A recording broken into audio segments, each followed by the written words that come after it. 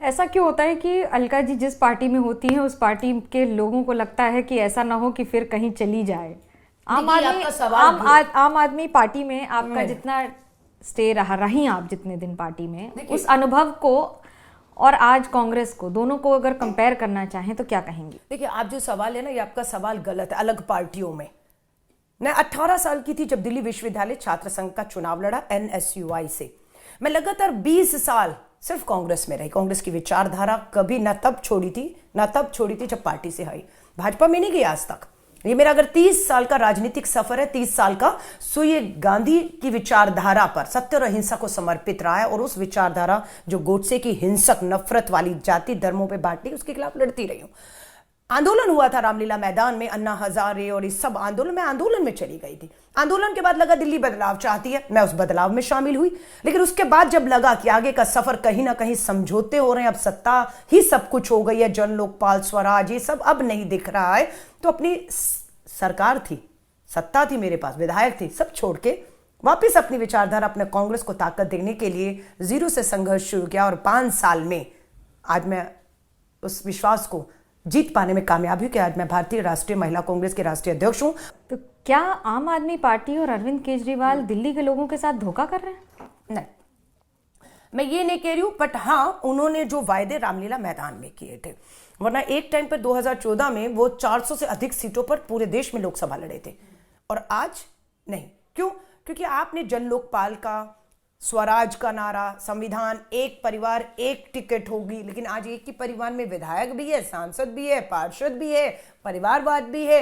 और आपने बहुत से समझौते कि घर नहीं लेंगे, गाड़ी नहीं लेंगे, तनख्वाह नहीं लेंगे, बंगला नहीं लेंगे, सब कुछ हो रहा है। तो बात यह है कि अब ठीक है, वही हम कहते थे कि ये राजनीति की सच्चाई है, इसके बिना आप नहीं चल सकते हैं। आपको गाड़ी घोड़ा चाहिए अगर लोगों की सेवा करनी है। तो उस समय जो वो बातें करते थे वो खुद ही लागू नहीं कर पाए, और आज समझ रहे हैं कि अगर मैं भी सांसद बनती हूँ तो मेरे घर में आप ज्यादा से ज्यादा 15 लोगों को बिठा के बात कर सकती हैं। लेकिन जब आप चुन कर आते हैं, जनप्रतिनिधि 20 लाख मतदाता है चांदनी चौक का, तो मैं अपने घर में नहीं, फिर आपको जो सरकारी आवास है वो आपको लेने ही होंगे, अपने लिए नहीं, लोगों को मिलने के लिए। उनका बंगला तो विवादों के घेरे में ही रहा है।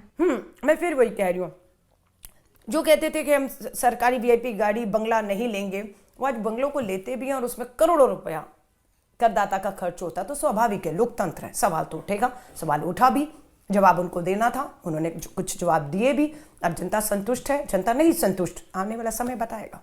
आने वाले समय पर एक सवाल और होता है कि राहुल गांधी जब भी कैंपेन करते हैं तो बीजेपी एक आक्रामक रवैया अपनाती है कि वो सीजनल हिंदू हैं, मंदिर तब जाते हैं जब चुनाव आते हैं। आप कैसे देखती हैं? देखिए, आपने जो भी सवाल पूछा, भाजपा की तरफ से यही सवाल धर्म को लेकर, निजी आस्था को लेकर। क्यों?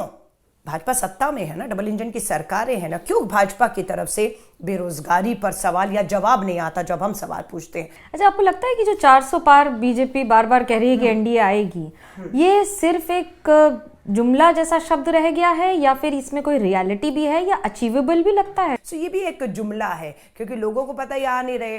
करोड़ों रुपए विज्ञापनों पर, आप कहीं भी देश में चले जाइए, करोड़ों रुपया विज्ञापनों के ऊपर, हवाई जहाज, airport, railway station, radio, FM, TV, अखबार, कुछ खोलेंगे, एयरपोर्ट पे भी बैठे होते हैं तो सिर्फ मोदी का चेहरा दिखना चाहिए और किसी का नहीं, TV खोलो सब।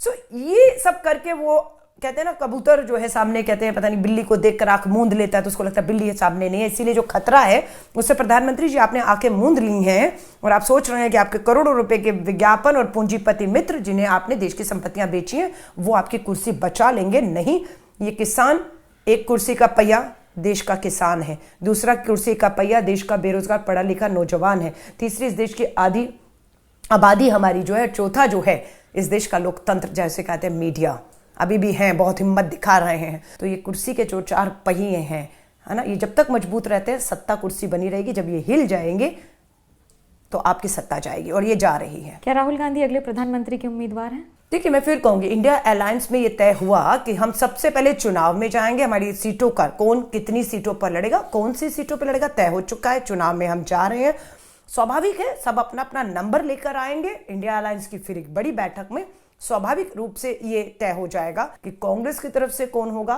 या अगर दूसरी पार्टियों में, क्योंकि देखेंगे उस समय क्या चर्चा होती है। हाल ही में बहुत सारे नेताओं ने कांग्रेस छोड़ी है, अशोक चव्हाण हो, मिलिंद देवड़ा हो, जो पुराने बड़े नाम माने जाते हैं। कुछ नाराजगी कमलनाथ जी को भी थी।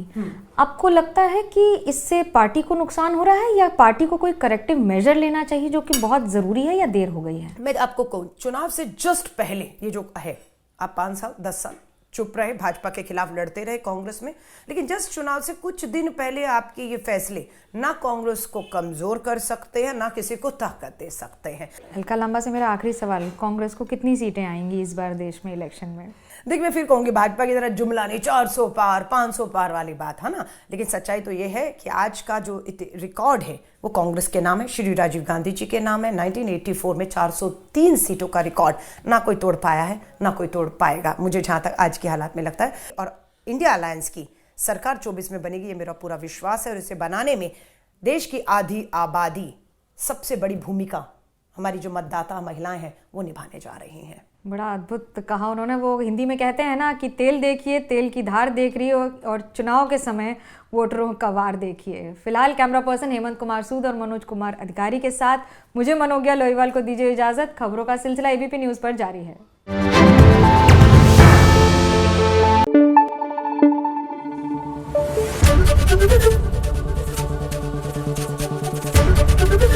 एबीपी न्यूज आपको रखे आगे।